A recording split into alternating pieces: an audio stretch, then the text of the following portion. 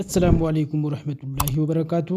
جرتو هردفتوني عبدالريتج ميديا هندينو أني نجا كودي نجيني كوكلين زران إسنا كابو إيجا إلما نرمو كالي في غاري برنوني كينجا كأراس مالي حالا كمين يرو مغالا باني بلبلا بتشوف ديمنو أكاتا بلبلا هاروا اتين بينو يوهم بلبلا هاروا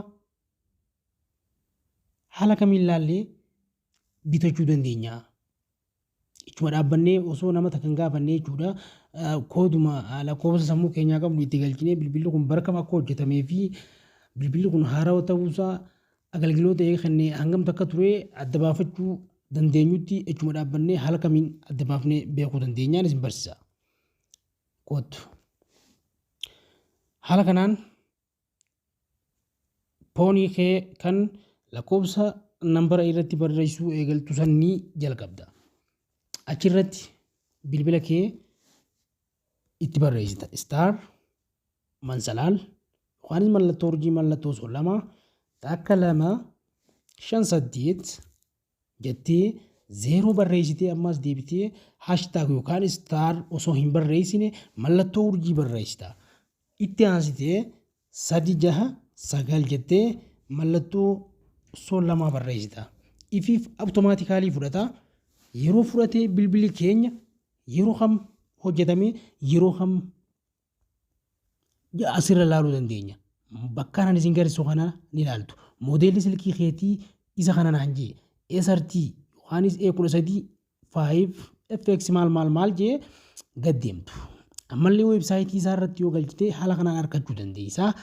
Ammas haaluma kanaan CPU isaa jechuudha kompiitara isaa akkaataa itti baruu dandeessu. Haala kanaan bilbilli kee bara 2022 ji'a 9ffaa guyyaa 7 hojii irratti oolee yookaan gabaa irratti produce ta'e yookaan oomishamee naan jechaa jira. Haala kanaan laaltanii osoo nama takkan gaafanne koodii kana fayyadamtanii beekuu dandeessaniin isiniin jaa barnoota guyyaan dabru haala kanaan waan isin biraan geenyuuf tiippiin akkanaa guyyoo isin tole like share subscribe godhaadha. Peejii YouTube keenyaa jala deemtanii barnoonni guutuun achi jala jira waan ta'eef haala kanaan peejii YouTube keenyaa jalaa barnoota hedduu barachaa YouTube keenya kana fakkaata.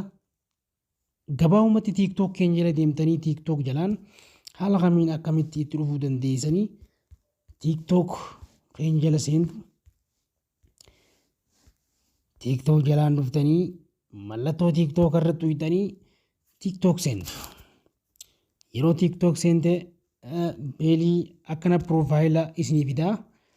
Achumaan profaayila jala deemtu.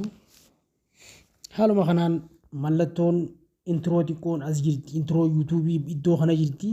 Isii kana filattu. Isii kana filattee kara fuula duraatti si geessiti. TikTokuma keenya jalaan jechuudha. Kuni peejii TikTok keenyaati. Achi jalaan hogga isii irrattu haala kanaan si fida. Barnoonni hedduun achi jala waan jiruuf haala kanaan YouTube keenya jalaas deemtee barnoonni hedduun YouTube jala jira. Haala amma agartu kanaan jechuudha. Haala kanaan barnoonni hedduun as jala waan jiruuf kun hundi barnoota keenya kan nuti gadhiifne jechuudha. Haala kanaan barnoota TikTok barnoota waa hunda as jalatti barachuu dandeessaa jechuudha. Tiippiin kun yoo isinitti tole like share subscribe gootanii nu jajjabeessuu qofa wanni isinirraa barbaannu. Haala kanaan barnoonni kana fakkaatu gizee biraas qabannee isiniif dhiyaannaa. Hammasitti nagaan nu jiraadhaa. Nagaan turaan afeerraa keenya nagaan jiraadhaa. Hordoftoonni